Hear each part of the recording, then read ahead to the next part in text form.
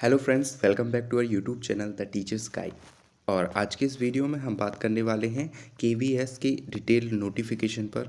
And इस notification में हम डिस्कस करेंगे हर एक क्वेश्चन को जो आपके माइंड में रहता है, और आपके सारे डाउट इसमें रिजॉल्व होने वाले हैं, क्योंकि हमने इसको हाईलाइट करके नोटिफिकेशन की एक एक चीज़ को आपको बताने की कोशिश की है। इसके बाद भी यदि आपका कोई भी एक क्वेश्चन रह जाता है, कोई भी डाउट रह जाता है, तो आप कमेंट बॉक्स में कमेंट करके पूछ सकते हैं। सो चलिए शुरू करते हैं इस वीडियो को। उससे पहले आप सभी से रिक्वेस्ट है कि फर्स्ट टाइम यदि इस चैनल पर विजिट कर रहे हैं तो चैनल को सब्सक्राइब कर लें, जहां पर हम केवीएस की प्रिपरेशन के लिए यूज़फुल लर्निंग मटेरियल्स डालते रहेंगे। So let's start the video. चलते हैं, शुरू करते हैं। तो सबसे पहले हमारा ये जो हमें ऑफिशियल वेबसाइट है इसकी kvsangathan.nic.in, इस पर समस्त जानकारी मिलेगी। हमारे ये जो एग्ज़ाम होगा वो कंप्यूटर बेस्ड टेस्ट होगा, सीबीटी मीन्स ऑनलाइन होगा। और आगे बात करें यदि, तो ये पीआरटी टीचर के लिए नोटिफिकेशन है। मीन्स पीआरटी की आपकी सारी इन्फॉर्मेशन इस नोटिफिकेशन में दी है। इसके अलावा टीजीटी पीजीटी के लिए अलग से लॉन्ग नोटिफिकेशन निकाला गया है, तो उसमें हम अलग से बात करेंगे। यहाँ पर हम अभी इनको डिस्कस करने वाले हैं, क्योंकि नहीं तो बहुत ज़्यादा लेंदी हो जाएगा वीडियो। सो बात करें नंबर ऑफ़ वैकेंसीज़ की, जो इस बार पहले भी हमने डिस्कस किया था कि टोटल 6414 है, और उसमें अनरिजर्व जो है 2599, लगभग 2519 है। और इसके अलावा आप रिज़र्व कैटेगरी के अलग से यहाँ पर देख सकते हैं। चलिए, हमारे लिए बहुत सारी चीज़ें जानना इसमें ज़रूरी है, इसलिए जो चीज़ बहुत कॉमन है, नॉर्मल है, उसको हम ऐसे ही बता देते हैं। अब यदि हम बात करें पीआरटी हैं टीचर के लिए, तो उनका पे स्केल जो रहेगा वही बेसिक पे 35,400 से 1,12,400 रहेगा। बेसिक पे आपका ये रहेगा ही रहेगा। यदि अपर एज लिमिट की बात की जाए, जो बहुत इंपॉर्टेंट होता है अपने आप में, सो ये 30 ईयर्स रहेगा। और कई बातों में जो है एज रिलैक्सेशन भी दिया गया, उस रूल्स को भी हम आराम से देखेंगे। बात करें यदि हम आपकी क्वालिफ़िकेशंस की, एजुकेशनल क्वालिफ़िकेशन, तो आपका 12th तो पासिंग आउट चाहिए ही है। इसके अलावा यहाँ पर हाईलाइटेड जो पोर्शन है वो अलग अलग तरह के डिप्लोमा के बारे में बात करता है। सो यदि आप 12th पास आउट है, सेकेंडरी सीनियर सेकेंडरी और 2 years diploma in elementary education DLED, तो आप इसके लिए एलिजिबल हैं। या फिर आपके पास सीनियर सेकेंडरी और 4 इयर्स बैचलर का degree, BLED bachelor degree in elementary education, ये है, तब भी आप पीआरटी के लिए भर सकते हैं। बात करें यदि हम नेक्स्ट, तो आपके लिए senior secondary with 50% marks and 2 years diploma in special education यदि आप किए हैं, तब भी आप पीआरटी के लिए एलिजिबल हैं, आप भर सकते हैं। साथ ही बहुत बड़ा क्वेश्चन जो है बीएड वालों के लिए, तो यदि आपने ग्रेजुएशन विद 50% मार्क्स और बैचलर डिग्री मींस बीएड किया है, तो तब भी आप एलिजिबल हैं इसमें अप्लाई करने के लिए, पीआरटी के लिए। लेकिन ध्यान रहे, वहाँ पर आपको एक नोट लिख करके दिया हुआ है कि आपका जब अपॉइंटमेंट हो जाता है, तो आफ्टर अपॉइंटमेंट आपको 6 मंथ का एक ब्रिज कोर्स होता है, जो आपको करना ज़रूरी होगा, और आपको अपने अपॉइंटमेंट के 2 साल के अंदर इसको करना होगा, जो किसी NCTE कॉलेज से अप्रूव्ड हो। ओके, तो आपको 6 महीने का एक ब्रिज कोर्स करना पड़ेगा। बाद में आप जो है आराम से इसको अप्लाई कर सकते हैं बिना किसी रीज़न के। लेकिन इसके साथ ही एक नोट और आपको दिया गया, तो उसको भी हम डिस्कस करेंगे, जो इससे संबंधित नहीं है, जो आपके एक कोर्ट के डिसीजन से रिलेटेड है। सो चलते हैं आगे, होपफुली आपको समझ में आया होगा। बात करें यदि यहाँ पर इन सभी डिग्री के अलावा जो सभी को कॉमन वे में चाहिए, वो है CTET central teacher eligibility test paper 1, सभी का क्वालिफाइड होना चाहिए, मिनिमम मार्क्स 90 होना चाहिए सभी का। ओके, इसके अलावा desirable proficiency through teach Hindi and English and knowledge of computer, basic knowledge of computer आपको होना चाहिए। ओके, तो ये आपके लिए कुछ क्वालिफिकेशंस है जो प्राइमरी टीचर होने के लिए, पीआरटी टीचर होने के लिए ज़रूरी है।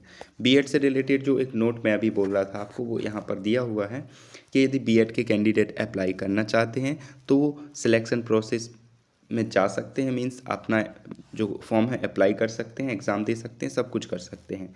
लेकिन जो सुप्रीम कोर्ट में एक रिट लगी हुई है, उस रिट का डिसीज़न आने के बाद ही आपको फाइनल लिस्ट में जगह दी जाएगी। यदि डिसीज़न आपके फेवर में आता है तो आपको जगह दी जाएगी, नहीं तो बीएड कैंडिडेट्स को अलग कर दिया जाएगा इससे। सो आप अप्लाई कर सकते हैं, एग्ज़ाम दे सकते हैं, लेकिन इन फ्यूचर में ये डिसीज़न, ये जो कोर्ट का निर्णय है, वो डिसाइड करेगा कि आपको मेरिट लिस्ट में जगह दी जाए या ना दी जाए। सो होपफुली आपको समझ में आया होगा। अब यदि बात करें यहाँ पर एज रिलैक्सेशन की, दैट इज़ इम्पोर्टेंट, तो 30 इयर्स अपर एज है। उसके अलावा यदि आप शेड्यूल ट्राइब है तो 5 इयर्स का, इसके अलावा आप ओबीसी में हैं तो 3 इयर्स का कैटेगरी वाइज यहाँ पर है आप सभी को। वुमेंस सभी को 10 इयर्स का एज रिलैक्सेशन है। और इसके अलावा यहाँ पर एक अलग चीज़ आपको यहाँ पर लिख कर दी गई है कि आप यदि 3 साल से किसी सेंट्रल गवर्नमेंट स्कूल में सर्विस में हैं तो आपको एक अपना एक्सपीरियंस सर्टिफिकेट लगाना होगा। उसके बेस पर आपको कैटेगरी वाइज यहाँ पर कुछ रिलैक्सेशन मिलेगा, जैसे जनरल को 5 इयर्स का एज रिलैक्सेशन, 8 इयर्स ओबीसी को, और SC/ST को 10 इयर्स का अलग से एज रिलैक्सेशन मिलेगा यदि आप किसी सेंट्रल गवर्नमेंट स्कूल में लगातार 3 साल से पढ़ा रहे हैं तो उसके लिए आपको सर्टिफिकेट देना पड़ेगा। आप इसको और बेहतर तरीके से पढ़ सकते हैं, ये स्क्रीनशॉट लेके। ओके, जो जम्मू कश्मीर के डोमिसाइल्स हैं या जम्मू कश्मीर के रहने वाले, उनको 5 साल का अलग से एज रिलैक्सेशन दिया जाएगा। इसके अलावा जो पर्सन PWD वालों के लिए अलग से यहाँ पर दिया हुआ है, देख सकते हैं आप कैटेगरी वाइज। ओके, इसके अलावा और अलग अलग तरह से आप देख सकते हैं, बहुत सारा एज रिलैक्सेशंस के लिए अलग अलग सभी के बारे में बताया हुआ है, ठीक है ना। चलिए अब हम बात करते हैं एग्ज़ाम की, या फिर आपके बहुत सारे क्वेश्चन ये भी रहते हैं तो हमारे अभी डिग्री कंप्लीट नहीं हुआ है, रनिंग में है, क्या हम अप्लाई कर सकते हैं। तो उसी के लिए एक छोटी सी बात यहाँ पर लिखी हुई है कि जब आप अप्लाई कर रहे हैं तो 26/12/2022 में 26 दिसंबर जब ये एप्लीकेशन की डेट कंप्लीट होती है, आपके सभी डॉक्यूमेंट्स जो हैं कंप्लीट होने चाहिए, आप पूरी तरह से एलिजिबल होने चाहिए इस डेट को, तभी आप अप्लाई करें, वरना ना करें। ओके, ये EWS वालों के लिए है। यदि इकोनॉमिकली वीकर सेक्शन जो है, यदि आपके पास EWS है तो उसके लिए कुछ इन्होंने बातें लिख के दी हैं कि आपकी स्थिति कुछ इस तरह की होनी चाहिए। यदि आपके घर में एग्रीकल्चर होती है तो 5 एकड़ एग्रीकल्चर होना, या उससे ज़्यादा होगा तो आपका EWS नहीं होगा, है ना। यदि आपका रेसिडेंशियल फ्लैट जो है वो 1000 स्क्वायर या उससे अबव होगा तो नहीं आपका EWS हो पाएगा। ये आपको कुछ यहाँ पर दी हुई हैं तो आप अपने हिसाब से पढ़ सकते हैं। बस एक बात और लिखी हुई है कि यदि आप इसको अप्लाई करना चाहते हैं तो आपके पास जो है सर्टिफिकेट, इनकम सर्टिफिकेट होना चाहिए प्रॉपर वे में, है ना, जो ये साबित करे कि आप जो है EW या इकोनॉमिकली वीकर सेक्शन से बिलोंग करते हैं, ठीक है। और यहाँ पर आप देख सकते हैं कि आपका ये जो सर्टिफिकेट बना हुआ है वो इनमें से किसी अथॉरिटीज़ द्वारा अप्रूव होना ज़रूरी है, like district magistrate, additional district magistrate. आप अपने हिसाब से देख सकते हैं कि आपका जो EWS का सर्टिफिकेट है वो किससे सर्टिफाइड है। ओके, तो यहाँ पर ये कुछ बातें दी हुई हैं, आप देख सकते हैं।